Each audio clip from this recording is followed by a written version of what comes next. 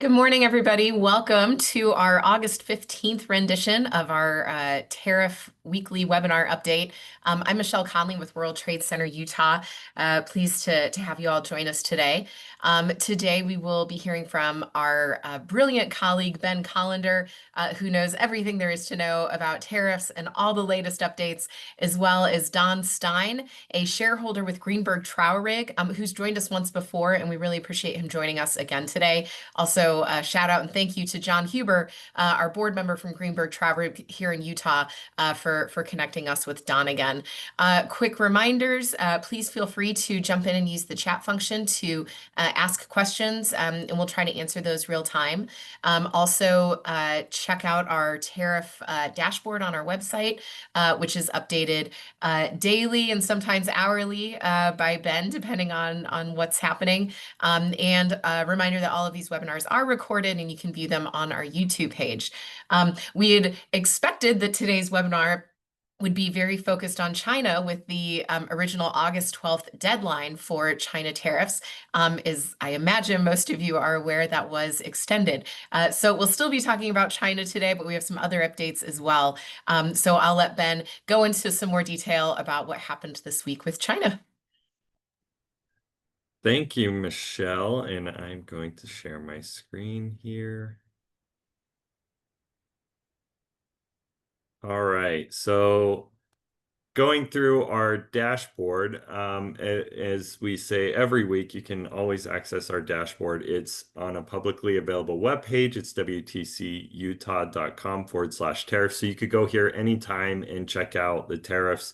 It also has a great where to start. So if you're a business, a where to start section. So if you're a business that's like, this is all confusing, where do I go? There are a bunch of resources to start looking into to sort of get your path and get the most important considerations weighed as you're figuring out what your strategy is.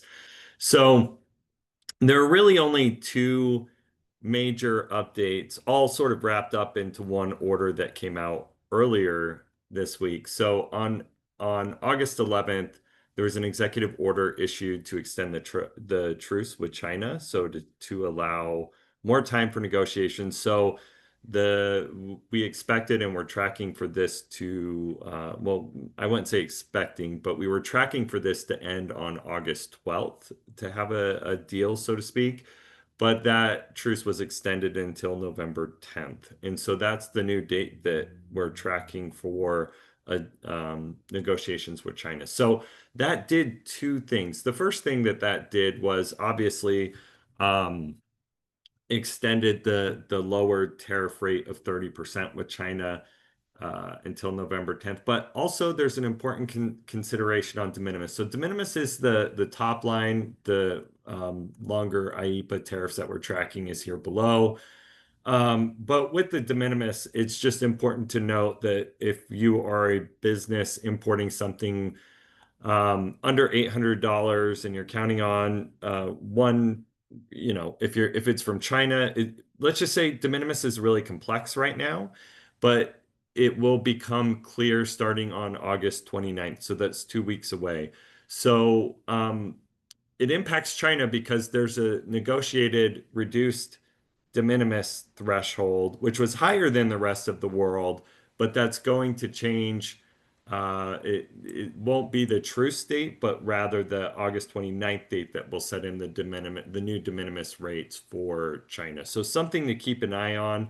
We could be confusing about that, I know, but all the details are here on the dashboard, and I'd be happy to answer any questions about it. But the new thresholds, I'm just going to scroll down really briefly here to the de minimis exemption that's set to be suspended. So this was given by order on July 30th, and it's set to take effect on August 29th. So what it will amount to is countries with an effective IEEPA tariff rate of less than 16%, it's going to be $80 per item. Countries between 16 and 25% will be 160 per item, and countries with an effective rate above 25% will be $200 per item. So something to just keep an eye on as it relates to any de minimis goods that you may be importing. So I'm going to stop sharing my screen and hand it off to Don for more conversation about China, but I am available for any questions as well.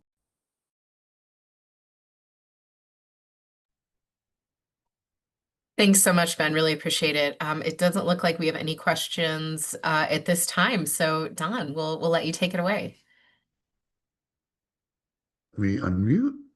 I'm unmuted. Great. Thank you so much, Michelle, Ben, for the update. I'm going to focus a bit on China and a bit on other related matters. I thought it just might be interesting to kind of review the China tariff situation, when it started and how it progressed, and the up and downs on the roller coasters for those of you who have not followed it. President Trump in his first term imposed additional duties on Chinese goods under Section 301, 7.5% and 25%. Most of them were 25%. At the time, it was considered that it would, a lot of people predicted gloom and doom for the economy, that people couldn't survive, that the economy would crash. In fact, people adjusted fairly well.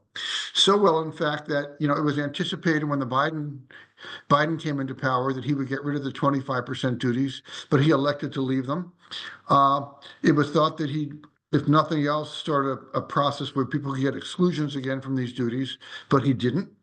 And the duties carried over to the new Trump administration, and they're still in place now. So with these additional 7.5 and 25% duties, then beginning in February, President Trump, February this year, announced a 10% tariff on Chinese goods. He called it due to concerns over fentanyl, mostly fentanyl. In March, he raised that tariff to 20%. Then in April came the reciprocal tariffs, where tariffs on Chinese goods went from 54% to 104% to 145%. And then in May, they reached an agreement, the so-called truce,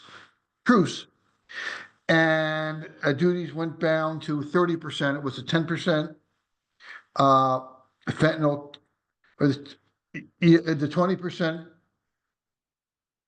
fentanyl tariff and the 10% reciprocal tariff, which accounts for the 30% tariff that's in place now. As Ben mentioned, it was supposed to expire on August 11, or the deal lasted till August 11. People were concerned that tariffs would jump back up after the deal, but President Trump re-extended the suspension until November 11 or November 10. And at November 10, we wait and see what happens. Will there be an extension or not an extension? It's unknown where this is going to be. And this kind of brings me to the quote deals that President Trump has announced and is looking to reach with China and a number of other countries. He's announced deals where they've accepted tariff rates. It's important to remember these deals are not agreements. At best, these deals that have been announced are an agreement on a framework of a final trade agreement. Essentially, they're an agreement to reach an agreement, but they've changed nothing yet. There have been no actual trade agreements signed where the agreed upon tariff rates have gone into effect. So all these countries that have quote reached deals are still subject to the reciprocal tariff rates that were announced on August 1. When these deals will come in, when these agreements will be reached with any of the countries is not known. We've already seen that post announcement of a deal with the EU and Japan, their perception of what was agreed upon and the US perception of what was agreed upon, differences have already emerged. So, it's very possible that some of these deals will never come to fruition into finalized trade agreements. Others will. Timeframes, no one has a clue. So when you hear about deals being reached, then there are going to be more deals announced over the next months, I believe. Just remember that there's just an agreement to reach an agreement. They're not the actual agreement themselves. Can I just clarify with that, Don? So the time frame for the actual agreement, you said that's not known. It's not like we know that this agreement to have an agreement has happened and in 2 months or 6 months Yeah, it's going to happen. It's up in the yeah. air. As with with China, they've been negotiating since May, and there's still no agreement. Okay. According to reports, even President Trump said China's made some concessions. They're getting much closer to a deal than they used to be, than they had been, and he's convinced that they will reach a deal. But it's almost 5 months now, and they haven't negotiated a deal. But the truce has at least stayed in place. With other countries, it's hard to say how long it's going to take. You also have to remember USTR, the U.S. Trade Representative, which is kind of going to be responsible for negotiating the deals, had been hit with, like they're all government agencies, with reductions in forces and uh, retirements, forced and voluntary. So they, like everybody, is shorthanded. So, the limited number of people can only do so much. And that's going to slow things down, as it slowed things down with every government agency. Uh, and that's it on deal. The other thing Michelle asked me to comment on, because I discussed it briefly, is the state of the various court cases challenging the Trump tariffs. Uh, there are a number of them. Most of them have been consolidated into the Court of International Trade. The Court of International Trade found, uh, in the cases challenging the reciprocal tariffs, the IEEPA-based tariffs, which is the International Emergency Economic Powers Act, or it could be Economic Emergency or Emergency Economic Powers Act, IEEPA-based tariffs, which would be the reciprocal tariffs, the fentanyl tariffs imposed on Canada, Mexico, and China, the tariff imposed on Brazil, uh, although Brazil wasn't actually challenged in that, but IEEPA-based tariffs generally have been challenged. The Court of International Trade found that the president did not have the authority to impose these tariffs under IEEPA. There is a separate case in the Federal District Court in the District of Columbia. That case also found that the president didn't have the authority to impose the tariffs he imposed under IEEPA. And that case in the District Court found that IEEPA did not authorize the president to impose any tariffs, which was a little more far-reaching than the Court of International Trade case, which just said that the tariffs imposed by President Trump under IEEPA were not authorized. Not that the statute never authorized tariff, which is what the District Court said. Not surprisingly, the Court of International Trade case was appealed by the government to the Court of Appeals for the Federal Circuit. Oral argument took place at the end, was it the end of July or beginning of August? It seemed like the judges were somewhat skeptical of the president's authority to impose these duties. It looks and seemed to be, based on the oral argument, seemed to be leaning towards affirming the Court of International Trade decision that the tariffs weren't authorized by the statute. But it's very hard to determine, based on court arguments and oral arguments, how a court is actually going to rule. A lot of times the judges will play devil's advocate and take positions that seem to be contrary to the ones they'll ultimately take when they issue a ruling. So it's still anybody knows how the Court of Appeals for the Federal Circuit is going to rule. I believe the District of Columbia Court of Appeals is holding its decision until the Federal Circuit decision is made. Invariably, the decision of the Court of Appeals for the Federal Circuit, which most people are expecting will uphold the Court of International Trade decision and find that Trump had no authority to impose these tariffs, will be appealed to the Supreme Court.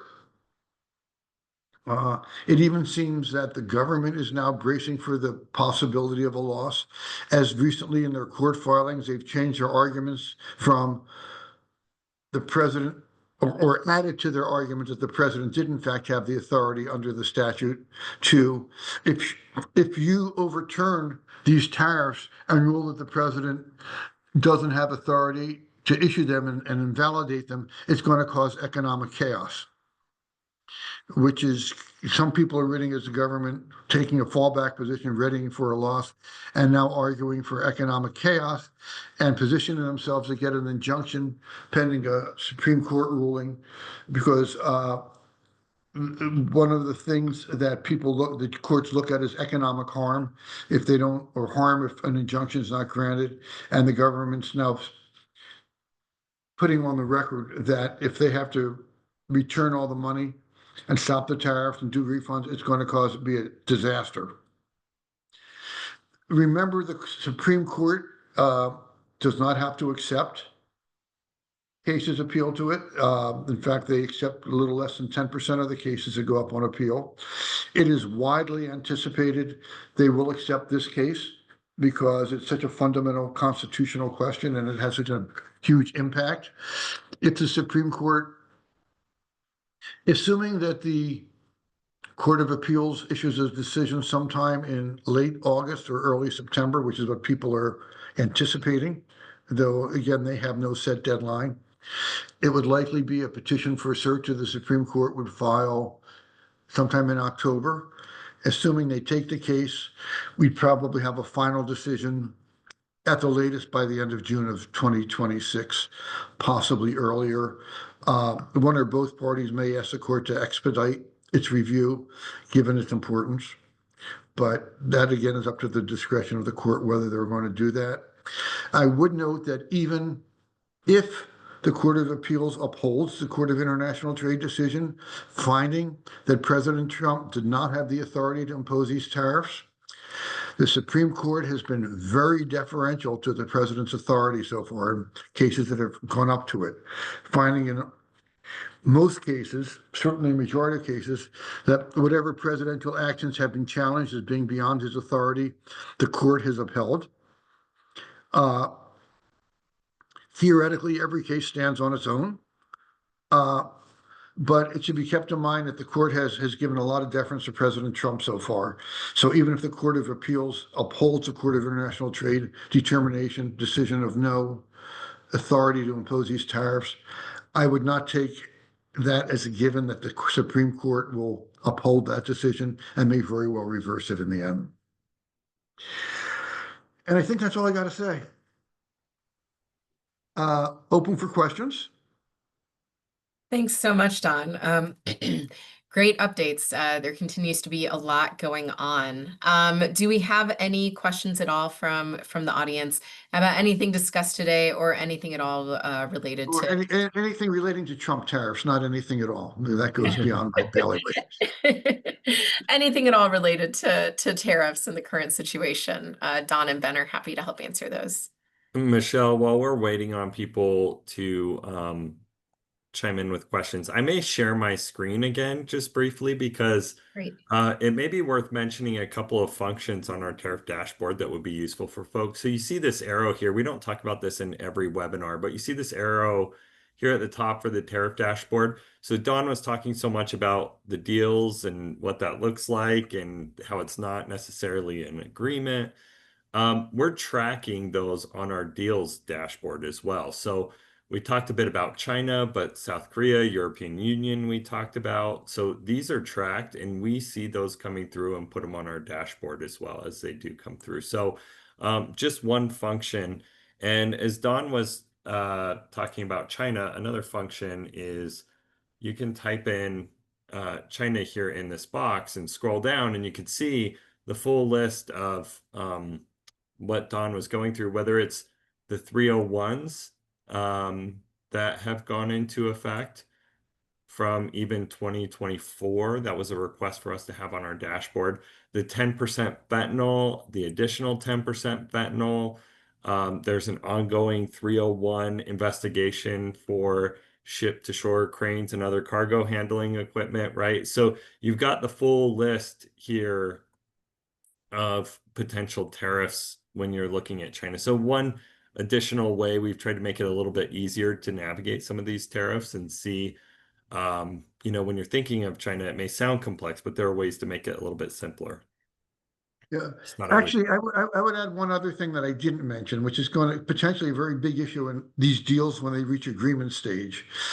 If you've looked at the announcement of the deals, almost all of them have a provision regarding what they call transshipment, that there will be a lower reciprocal tariff rate for a country, but if goods are transshipped through that country, they will be subject to a 40% tariff. Now, transshipment traditionally in trade and customs meant sending a product from one country to another country, changing the country of origin while doing nothing to it, and then shipping it to the US and claiming the origin of the country of export, although as opposed to the country of manufacture. What the administration is talking about is not really transshipment. They're talking about basically local content rules, is what people are thinking. That agreements, that any product, say for instance, in Vietnam, which has more than 30 or 40% non-Vietnamese content, for instance, if they're really looking at Chinese content, would be considered transshipped under the terms of these new deals, and instead of being subject to the Vietnamese rate of duty, would be subject to a 40% rate of duty. This is a major change, and it's going to impact a lot of companies, and a lot of companies who at the beginning of the China 301 cases in 2018 did what the administration wanted, moved their production out of China, but kept sourcing some or all their materials, may now find themselves, if there's more than 30 or 40%, whatever the final agreed upon rate is in any agreement, Chinese material or other country material and the goods they produce in Vietnam, they're going to be basically considered transshipped and subject to 40% duties. And this could be, depending how implemented, this could have a huge impact on people's bottom line. Something to bear watching. And Don, while you were walking us through that, it was like almost a perfect excuse to bring up our checklist on where to start, because it has each one of those considerations and more details behind everything from transit shipment to rules of origin to US made content. And these trade deals are not all one and the same. Some of them look at this from different angles. And so it's really important to go back and really know and reference what deal you're trying to look at, whether it's IEEPA or 232 and the US rules for content, and make sure you're following those. Yeah, that's a really good point, Ben. That nothing's the same for every country, basically. When people, I mean, the rules are become, and the rules, the tariff rates, the way they work, the way they stack, the way they destack, how they interact with each other are so complicated. I basically tell clients, if they ask me a question off the top of my head, I tell them I don't do off the top of my head anymore. It's just too complicated. Appreciate you hitting on that, Don. I think transshipment has been the number one question that I've been hearing from businesses in the most recent couple of weeks. So really appreciate that. I still don't see any questions, so maybe everything is just clear to everybody this week. Well, it's been a pleasure. Yeah, thank you so much for joining us, Don. Hopefully next year I can explain to you the refund process for getting all your duties back, because the duties have been found to be invalid. That sounds great. I've shared before on this that we have this webinar planned out every week through the end of 2025, and we've been discussing how and what to do with it next year. So yes, hopefully that's what we're doing next year. Is that would be a helping people welcome get subject refunds. for everybody. Sounds good. Cool. One final ask for questions if anyone has any. Otherwise, we will go ahead and wrap up for today and wish everyone a great weekend. As always, feel free to reach out to World Trade Center Utah at info@WTCUtah.com or any of us individually. And we appreciate you being here.